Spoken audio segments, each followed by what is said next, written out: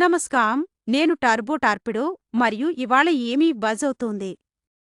యూబిసాఫ్ట్ stock 33% పడిపోయింది. ఒక విస్తృత రీస్ట్రక్చర్ తర్వాత 6 గేమ్స్ రద్దు చేయబడ్డాయి.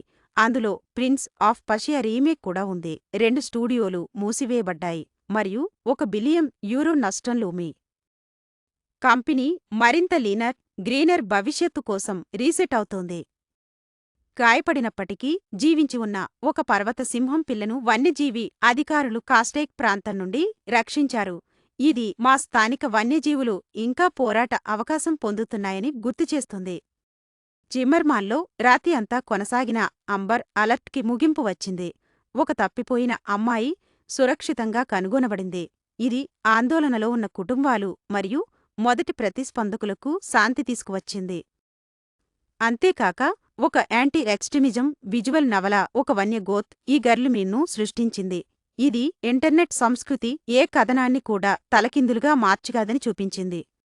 ఇవే రోజుకు పల్స్. నేను దీనిలో ఆసక్తి చూపుతున్నాను ఎందుకంటే ప్రపంచాన్ని రూపుదిద్దే ట్విస్ట్లను గుర్తించడం నాకు ఇష్టం. అర్కు ముందుగా ఉండండి.